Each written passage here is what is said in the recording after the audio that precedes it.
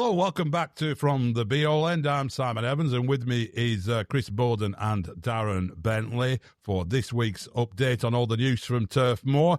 Later on, Andrew Greaves will be interviewing two members of the new Burnley Football Club Independent Supporters Association about their plans, what they're all about, and so on. So stay tuned for that later in this episode. But before that, let's get into a little bit of what's been going on around Turf Moor. Start off with a bit of bad news, really. Zeki Amdouni, it appears, has suffered a relatively serious injury, a setback. He's been on social media vowing he would bounce back. We haven't heard anything official, I don't think, as yet, but it doesn't sound good for him. I mean, Chris, we were sort of presuming he'd be going out on loan, weren't we? Yeah. Again, it was looking like a Wout Weghorst scenario where he's that type of player, that type of profile that clubs want him, but can't. Only the clubs that can't really afford to pay what Burnley paid, and he end up losing a year here and there, amortisation of his contract. But it's a huge shame for the lad who's he's actually sort of like a 1 in 4. At Benfica, has been scoring goals for Switzerland, and it would have been nice to hold on to him maybe and see had a decent effort in the Premier League with Burnley a couple of years ago. But he's probably thick end of a year out, aren't you now? If it's a cruise ship, but why there's been no news on the subject, it's hard to fathom, really. Yeah, it's strange. I don't know what there's to be gained by that, but. Daz, I mean, he's a player who's obviously got talent. He's managed to, as Chris intimated there, he's managed to keep up despite, probably a disappointing time at Burnley overall, changing clubs. He's managed to maintain his sort of consistency for Switzerland, hasn't he? He seems to have, been a regular feature in their side and scoring goals. Yeah, it's hard to get inside a manager's mind and what Scott Parker was actually thinking of Zeki Amdouni, having not had him in the camp for a season. So you don't know where you stand with it, but I'd like to think he would have brought Zeki in back from where he'd been at Benfica and like all the other players, have a look at him on the training ground and decide, probably, I would have thought he likes what he sees, and he may well have been part of his plans for this season, so it could be a huge loss for the club that for 6 months. You might well know if he had earmarked him for a number 10 role or a wide role, whatever it might be, you might now have to feel he has to dip in the market and get a replacement because he's going to be out for 6 months, and 6 months in the Premier League is your season, effectively. Because we can't waste 20 games in the Premier League. So, it's a real loss for the club, I think. As to why it's not been announced, that mystifies me. I mean, when I've been involved at the club, there were times when you didn't announce the severity of some injuries, but primarily they were in season, and you didn't want to hand your opponents an advantage. In pre-season, when we're at this stage of the season, Lord only knows why the club won't announce anything, but... And players on social media these days, of course, announce it themselves. So that's what happens, isn't it? We follow it up. Strange one. Yeah, it is a strange one, and it is disappointing for him. I mean, I was hoping to exactly what you were saying, Daz. That you think that for him, it's a new manager, blank sheet of paper, has a chance to impress him and show what he can do. It doesn't sound like he was going back to Benfica, so there was an opportunity there perhaps to reintegrate him. Let's see what happens. I mean, hopefully it's not as serious as some people are fearing, and he might be back halfway through the season and have some sort of impact. Who knows? We don't have much luck, though, are we, with injuries at the minute? With Bayer and the long-term injury he had, and Ramsey, and now this. We've had a few serious ones, haven't we, in recent years? Yeah, Redmond was out for a long time, wasn't he? And, yeah. And Trezor, but it's him. I've forgotten about him.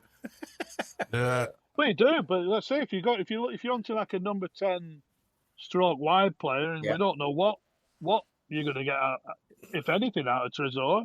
Ramsey again, we don't know what we're going to get. I think there's a player there, as I've said before, but you want people you can hang your hat on, don't you? And he knows in Anthony and Edwards. He's going to take an effort to usurp those two, I think. The other story over the past week, constantly in the newspapers, different degrees of certainty. It seems to annoy Chris every morning when he wakes up and reads somewhere that the deal's done. For those of you who aren't party to our text messages, Chris usually starts every day over the last fortnight with, he's been sold to Newcastle again. But James Trafford's still a Burnley player. Some people are claiming he's not appeared on any of the photos at the training camp in Portugal, but I don't know whether that's true or not. But it's going on, this saga. The longer it goes on, Daz, the more you think it's got to happen, hasn't it? Yeah, there's no smoke without fire most of the times in these things. And I'm sure behind the scenes, both clubs are talking about, we talked about it 12 months ago, didn't we? So it's an ongoing saga, this one. If it's proven that he's not at the camp, then that's an obvious reason why he's not there, is that, you know, he's obviously trying to home negotiate something, or his agent's trying to negotiate for him something. So at the end of the day, I think there's only one outcome here, and that is if the player wants to leave, and it appears that James Trafford wants to go to Newcastle. I mean, he posted as much on his socials, didn't he, this time last year? If he wants to go, he's got to go. You know, you can't hold a player into your camp who wants to go. He's seen a keeper come in, possibly not a replacement for him, but he's seen a keeper come in. But Burnley have to hold out for the most they can for him. They have to get the going rate for an England international goalkeeper, you know, who could well be England's number one in a few years when Pickford gets a little bit too old for his gloves. So all credit to the ownership if they're holding out for it. But yeah, like you, Sam, and I only see one outcome here, and that is I'd be stunned if James Trafford is in goal for the first Premier League game of the season. Chris, what is his value, do you think? What would you be holding out for? Well, we're looking at a football club here that's the richest in the world, that have gone out and chucked 55 million quid at Elanga. They're happy to pay. You know, they walked away from Ekitike apparently after Liverpool sort of played their mind games with Isaac the other day. You know, I've joked. It's the old Allardyce joke. I think if he was called James Traffordio, they'd have thrown 40-odd million quid our way. It's ridiculous. Like Dad says, he's young. He's 6'5". He's a bit of he's Premier League experience. 20 odd games. He's the best goalkeeper in the Championship. He's going to be England's number one. He's got the right mentality. He's got the ability. He's shown the character, and to come through all that he came through, having been thrown in too early at Burnley. With the sell-on that City have, and with what we paid for him, it makes no sense to part with him for anything less than sort of 35 million. And I'm not having all these if Newcastle win the Champions League, you can have another 5 million. Things like that, they're not going to happen. If they're going to throw clauses our way, Newcastle aren't going to win the Premier League. They're not going to win the Champions League. They might win the odd cup every 70 odd years, as their record suggests. But it's let's make them doable if they're going to add these clauses in. Like for example, if he becomes a full England international, if he plays for England at a major tournament, we'll have a few more quid our way. But no, it infuriates me. It's been on the cards for 12 months. He couldn't agree a fee 12 months ago. It's a done deal. There's a gentleman's agreement. There's this. If it's a done deal, why are they still haggling over a fee? And by the way, Chris, by the way, if they want the cake and eat it, because they want to hold on to Isaac, they put £120 million price tag on him. So they want top dollar for their player, and they want to pay bottom dollar for ours. Let's have it right. By the way, I'm having a T-shirt with James Traffordio on the back. That's the next BL T-shirt.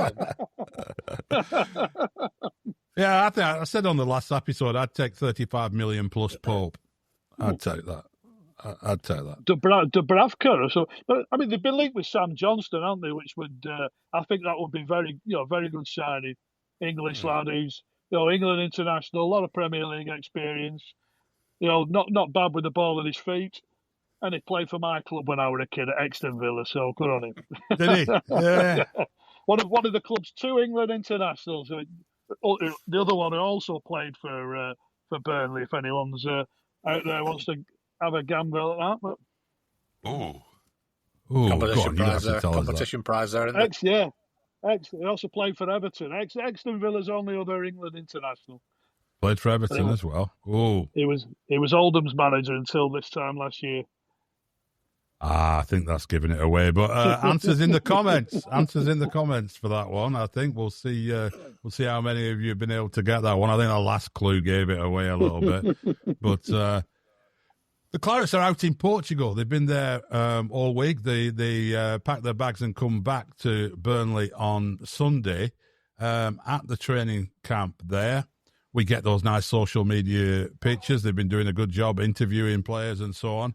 But you lads have been on these trips, either as journalists, because Daz, you covered Burnley for the Lancashire Evening Telegraph before working for the club. Chris, you've been out there as a journalist as well on these trips.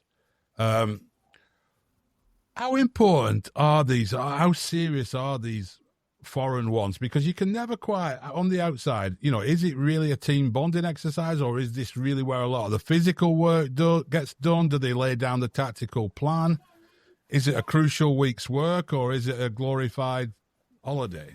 Daz, what's been your experience of these trips? It's a little bit of all those things, really. I mean, the managers will tell you, and the players will tell you as well, really. It's a huge bonding session for everybody. It gets everybody in the same camp, under the same roof, 24/7, for a week or 10 days, whatever it might be. But there's no doubt about it. They put the hard graft in. That is the foundation for the season. They did this intense warm weather training, which a lot of clubs do these days. I know some clubs prefer to go far afield, some don't. Stan, for instance, and we'll come to Stan in a minute, preferred the Isle of Man because he loved his kippers from Isle of Man, I think. That's another story. But the warm weather training puts it in, and it's harder to get the level that you attain in that heat and that temperature. So the idea being there, you've put the graft in, you've got the foundation. When you come back, you find things a little bit easier. So there's definitely that side, but there's also a social side of it. Out there, the team will have had a barbecue, they'll have had a games night. I saw some pictures on the golf course. There's plenty of downtime for them as well. And it's as much about bonding with each other and rebuilding that spirit again as it is of putting that foundation in. So, we've seen them, Chris, haven't we? We've seen them in Austria together working their socks off on the pitch. 2 sessions a day quite often, one in the morning, one in the evening. Keeping them occupied before they'll then have a quiz in the evening or something to wind down. They're a bit of everything, Simon, to be fair. The infamous Gaffers Day, that was always at Gawthorpe, though, wasn't it? Or did that happen on trips sometimes? They won in Cork, didn't they, that time, didn't they? That was with Gaffers Day, and they just... that was the infamous one, really, with the big tractor tyres, wasn't it? And that was impromptu, that. They had a great big field in Cork.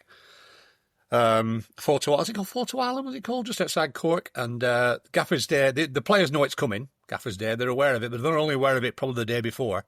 And it's literally a case of, don't bring your boots, lads. You're not going to see a football today. You're literally just going to run. And then the gaffer had seen, this was Sean, of course, at the time, had seen some great big tractor tyres at the side of the pitch and incorporated that into the session where the lads had to wheel them up and down the pitch, carry them up and down the pitch, do it in teams, adding a member on every time, dropping a member out. They just happened to be lying there, did they? Just happened to be lying there. But equally, they'll make it competitive because footballers love a competition, don't they? It's not non-competitive. There's always a competition to it. Even the bleep test, there's always a competition to it. So, yeah, we've seen some sessions, haven't we, Chris? We've been involved in some as well, Chris. Tell them about Steve Cottrell. Oh, yeah, I thought he was checking the mic. But he just... last thing at night, I think we'd had the evening meal in Austria, and he sort of said, right, so I'll see you bright and early. It was like, about 7 o'clock or something like that. 6, 7 o'clock in the morning, yeah. There's a knock at the door. He said, I want you to get your running gear on now. And we, there we were, having a bit of a jog round, nice leisurely jog, and bloody hell, you can tell, though, the pro athletes, when they just turn it up a bit and they start leaving you for dust. But, yeah, so he pulled me at the end of that first run in Austria because I ended up walking the last bit. I bet it were a couple of miles, something like that. I've never been, I were a sprinter, never been a distance runner, never had the stamina. But he said if they find me a couple of quid, because I'd walked the last bit, I'd give him a tenner. I said that's for the week. So I'm not gonna be finishing that run all week, mate. But it's work and play, Simon. It's work and play. Chris and I formed a double team against Chris McCann and Carl Lafferty playing tennis out in Austria. The lads have a bit of downtime, and we like to have a game of tennis every now and again. So they mix it up really well, I think, on these tours. And at the end of it, they come back fitter. They come back having hopefully grown a nice bond, a nice team spirit in the camp. And then you get into the game schedule then, and off you go. I used to enjoy one of, and I say I'm not going to get him in trouble, one of Adi Akinbay's special Coca-Colas, where he'd come down to the bar area at night and he'd sort of give you a wink. He'd like, do you want a Coke, Chris? And I'd be like, yeah, I'll have a Coke. And there'd be a bit of Jack Daniels in it as well. Sort of thing. They try and sneak a bit, because there was no alcohol on that trip at all, but they try and sneak a bit in where they come. But you can't knock out Addy. Was as fit as they come, wasn't it? Speaking of Addy, it was a great trip, and I can't remember where this one was, actually, because there was that many 15 years we did a lot of these trips.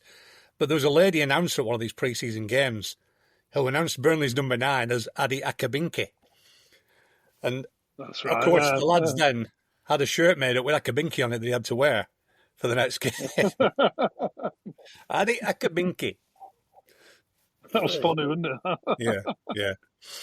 Yeah, I mean, they put these sessions on and they go to different facilities. I imagine the Isle of Man would have been relatively basic facilities, wouldn't it? But this one they're at now, Daz. Oh.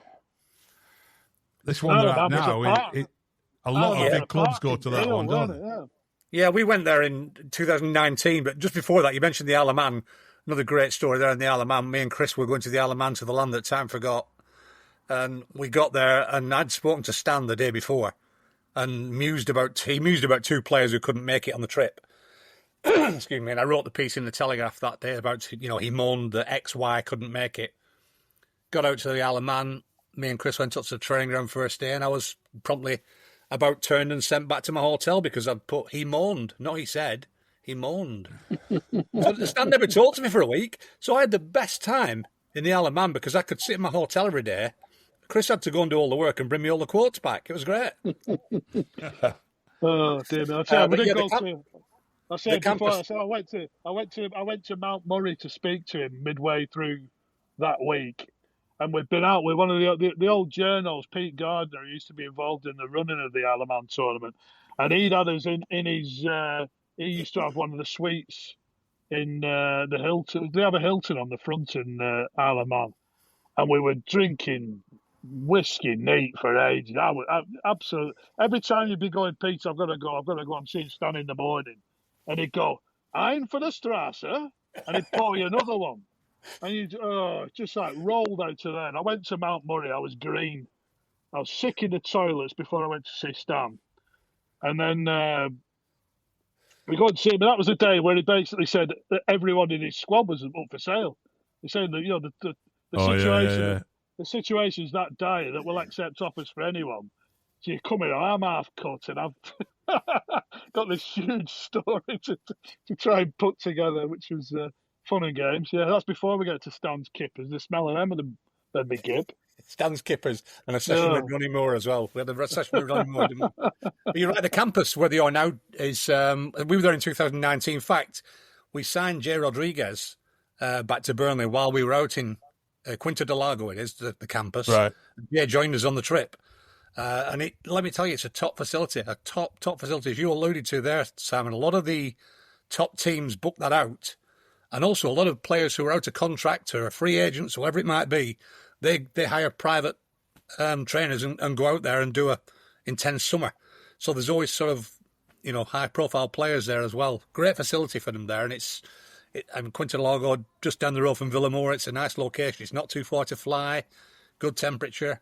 It's got all the facilities you need there. It's a great place to go, and that's why all the top clubs go there. So that bodes well. That's encouraging, I think, that we're going there. Yeah, and they get back on Sunday, and then they've got a week back at the training facility at Gawthorpe, and then on 26th of July on the Saturday, two games in the same day, so 2 different teams. They split up, Huddersfield Town away and Shrewsbury Town away, both at 3 o'clock. 2nd of August, then Stoke City away with like 1 team playing in a normal game like that, before the final pre-season game, 9th of August, at home to Lazio, which is a cracking friendly to get just before the start of the season, isn't it? I mean, we've had a few of those over the years, haven't we? You know, where a big European team comes in for the final game before the start of a season. But Lazio, that's, you know, it's a good one, that, isn't it, Chris? It feels like yeah.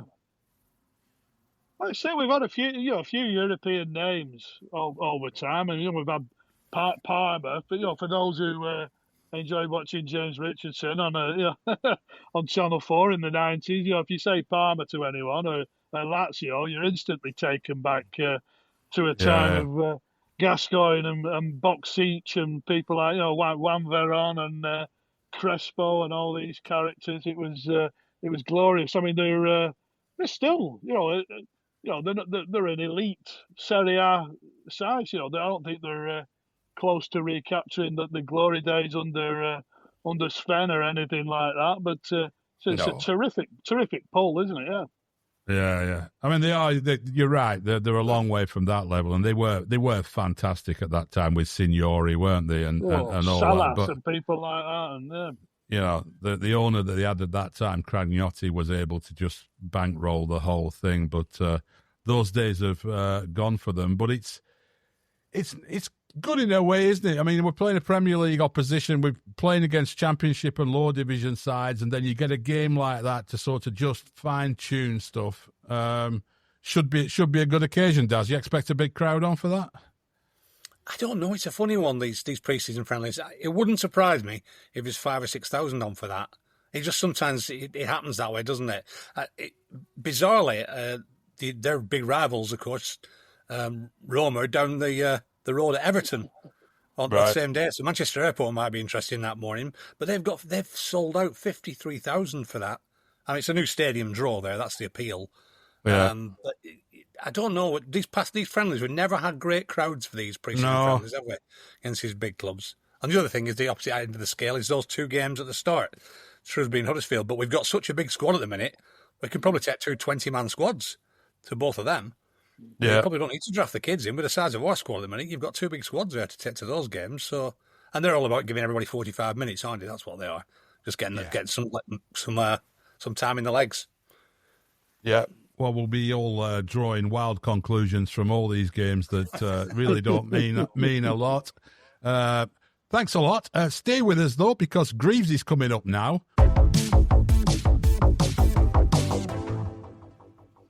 Right then, so I'm here with Simon Jackson and James Hart, part of the interim steering group of the brand new Burnley Football Club Independent Supporters Association. Gents, thank you very much for joining us. I know we've kind of had a bit of a journey to get here, both in terms of the ISA, but also kind of getting you on the podcast. Simon, we're going to just start with you. Just give us a bit of a background about your journey with the Clarets. I think you were talking just before we come on about having a season ticket since your early teens. Yeah, I think so. And firstly, thanks very much for having us on. Pleasure. I think I should say, first time appearer, long time listener, as the cliche goes. So thanks very much. And it's important to say, yeah, we are the interim team, but we want to talk about the association, which is great. Yeah, so I'm originally from Clitheroe. You can probably tell a little bit, although I've been down in London for a few years now working. My journey, that's the right way. Yeah, I mean, like many people, it's my dad to blame, ultimately. He's from Bolton Bowland originally, been in Clitheroe since before I was born. He started going in the 60s, and then he kind of, indoctrinated me. I think that's probably the right word, isn't it? Yeah, definitely. I think he took me back in the 80s, which dates me, obviously, and the kind of thing. I think he had a couple of goes at getting me interested, and eventually it took. I think I was just before, maybe the 2 seasons before the Mullen season sort of thing, I started going regularly, ended up got a season ticket about there, and more or less all the way through while I was at University of Manchester, moved up to Edinburgh, moved down to London now. But yeah, I've been a season ticket holder with him ever since. Yeah, he's to blame, and my journey's intertwined with him. I think I still sit next to him in the alongside upper with my season ticket, where we've been for years and years. So yeah, firmly blame / thank him, whichever you want to pick. Yeah, definitely. I think it's a well-trodden path, that, isn't it? Fathers taking their sons and daughters on, or parents, we should say, taking their sons and daughters onto turf. Similar journey for you, James? Are you? I'm guessing you're not quite as old as me and Simon, so you might not have had the pleasure of the early kind of Jimmy Mullen success years, or maybe you have. Maybe you've just used brilliant face cream. No, so it's not face cream. I am a little bit younger. So I'm 33. So my first season going and watching the Clarets was 2003, 2004. Excellent. So I'd grown up in Stoke-on-Trent. So it is a family connection. It's not my dad. My dad hates football. But my uncle started taking me to Burnley games when I moved to Lancaster. So the first game that I went to was a pre-season friendly. In 2004, it was against Leeds United. So Burnley beat Leeds United in the Premier League at that time. Alan Smith, Mark Viduka, Burnley beat them 4-2. I think Gareth Taylor scored. So I was obsessed with Gareth Taylor for about 2 weeks, and then he got sold to Nottingham Forest, I think it was. But yeah, ever since then, I've had a season ticket in the Bob Lord for 8 years after that point. Work, things like that kind of come up and sort of slowed me going for a season ticket. But I've had a season ticket for the last 3 seasons now, again. And yeah, that's kind of been my journey with the Claret. So I've indoctrinated my partner, who was a Liverpool fan. She's now a Burnley fan. My nephews and nieces, putting them on Burnley shirts as well. Excellent. So spreading the word. Excellent. Good stuff. Well, it's brilliant to have you both with us. It really is. And I know there's a lot of kind of excitement around the formation of the Independent Supporters Association. Simon, just give us, for anyone who's not yet seen you on social media or not yet kind of seen you on Up the Clarets or anything like that, just give us a bit of a rundown. What is an Independent Supporters Association, and why is one so important for Burnley? Yeah, thanks. Well, it's important to say that Burnley FC Independent Supporters Association, which is a massive mouthful, so we sometimes call ourselves BFC ISA. And if you don't mind, there's a plug. Our website is www.burnleyfcisa.com, so you can find out more about us there. But we are fan-led, independent, democratic group, founded by Burnley fans for Burnley fans. And our aim is pretty simple. That's to connect supporters with their club and to give them a voice. And our role as we see it, and it's important to say that we are not the first to do this sort of thing. There's many of these associations up and down the country. I think they're increasingly important, increasingly vocal. But our job is to represent the interests and voices of fans. That's to foster a closer connection between the club and its fans, make sure that the views of our members, fans are heard, understood, and that we're central to the running of the football club. We launched, as you say, just last month, I think it is now, although it feels longer ago than that already. And we're already into the hundreds of the members, which we're delighted about. We've been able to announce things like Barry Kilby as our honorary president, which we're delighted to join us. We think that's a really important endorsement because, we all know Barry and what he stands for. We've also had lots of interest from people who want to get involved in the running of the association. People like James, who, like me, just stuck his hand up to volunteer to get involved because he was interested. And we've got up and running in the last few months. And I guess why it's important, if you give me, is that fostering that close connection between club and its fans. I think our underlying principles, which you can read about on our website, are fairness, accessibility, accountability. And ultimately, Burnley is important to us. It's important to all fans, ultimately. We kind of see, as most of us do, that football clubs are about more than, just the players on the pitch. Yeah. They're about more than the games. The success and importance of the football club is about the local community. Obviously, we care about what happens on the field. We want that to be important to us. It's of paramount importance to us. But also the long-term health and sustainability of the club is a vital part of the community. We want it to have a future so that other people can continue to have the journeys like James and myself have had, going on, enjoying the match for generations to come, and making sure we have the ability to support a club that people can be proud of, that links to its community, as I think Burnley does, and values every fan and makes sure that we're proud of our history and ensures a promising, thriving future. Yeah, and James, Simon's brilliantly articulated what the mission is and things like that. And I just wanted to touch on that importance of it now. I mean, I know at national level we've got the football regulator coming in. It does feel like, and this is not a dig at just Burnley Football Club, but it does feel like football is moving further and further away from the fans, whether that is kick-off times of FA Cup finals, whether that is ticket prices, whether that is shirt prices and the frequency of shirts. You've obviously kind of come into it in a bit of a more modern era than us. You know, me and Simon remember when we used to keep kits for 2 or 3 years and you just release one new one a year, and now we get 3.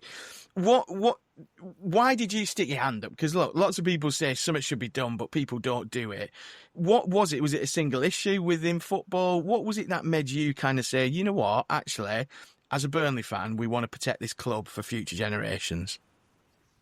Yeah, it's a really good question. I think, obviously Simon's touched on a lot of those points already, but for me, I'm completely new to supporters associations and that kind of ilk of thing. So for me, it's the state of modern football at the moment. So it's not, like you say, it's not specifically about Burnley Football Club for me. Burnley Football Club is, my heart and soul. That's my football team. But obviously I grew up in Lancaster, spent my formative years in Lancaster, watching what's happening to Morecambe, local club for me at the moment. Rings alarm bells, things like Milton Keynes Dons, Bury, FC United and Manchester. They're all kind of in my local vicinity and things that I've kind of been impacted by. So for me, it's fundamentally important to have that. We've got an AGM. We will have basically group decisions that are led by our members. And for me, that's really fundamentally important, having that democratic right to vote on the things that you think are important as a football fan, and particularly as a Burnley fan. What is it that our members want us to do? That's why I wanted to get involved. And if you don't mind, Andrew, I think you make a really important point about this is not us in isolation. This is something that's like on the agenda everywhere. I mean, I've listened to you guys talk. You pick up on these issues week after week, as do clubs up and down the country. It's in the newspapers. It's about more than what just happens on the field, ultimately. Football clubs are more than just businesses. They're vital parts of the communities. They are nothing without fans. And, fans need to be a part of that. We're not saying they're not, but this is about ensuring that they are heard and dealt with. And, as you say, the government's looking at these issues ultimately about fan representation. Clubs are already expected to engage with fans. There's the new football governance bill coming in, which is going through Parliament at the moment. I hope it will pass imminently, as I say from an outsider. Parliament's looking to toughen that up, look at things like guidance on what needs to be consulted on with fans, whether that's, as you say, kits, badges, ticket prices, colours, things like that. We think that's a welcome development. It very much chimes with what the association wants to do. As James says, we'll be guided by what our members want to do. We don't come in with an agenda of these are the things we think. We're a democratic organisation. So we want people to get involved, tell us what they think. It's kind of a sort of if you build it, they will come thing. Yeah. If you forgive the cliche, sort of we think there's a need for it, but beyond that, we want to know what people think. And to date, we've been delighted that people seem to say, yeah, we do see a need for this. So hopefully we can play our part. Yeah. And James, I mean, we're in the close season now and, we're just getting ready. We're seeing kind of, the players return to training and we'll soon be back on the turf for the Lazio game and then the first games of the season. Are you expecting lots of fans to be kind of, starting to talk about this new organisation, this new association? I know, Simon said brilliant start for the first month in terms of numbers, but are you going to be kind of listening to some of the gripes from those who sit around you and saying, hang on a minute, there is something we can do about this? There's a new association where if you've got a gripe about the match day experience or about an aspect of the club's running, you can join it. Are you going to be kind of proactively driving that with your fellow Clarets who you sit around? Yeah, absolutely. I mean, I can't speak for the rest of the group, the steering group at the moment, but in terms of, it kind of touches on the first question as well. But for me personally, there's probably a bit of a perception of supporters associations as being maybe leaning towards an older generation. Maybe there isn't, that younger generation coming through. So again, I wouldn't describe myself as particularly young at 33, but it's still relatively young in the grand scheme of things. So if I can be someone that people want to come to and speak to, I sit in the Jimmy Mac, you're more than welcome to come and raise these kind of things to us. But I would urge anyone who's got any kind of, faith in democracy, any kind of, steer on how they want the club to be run, that this is exactly why I've joined and this is exactly what the ISA is going to represent for people. So anyone who's got any qualms, any queries, then please reach out to us and let us know about them. Yeah.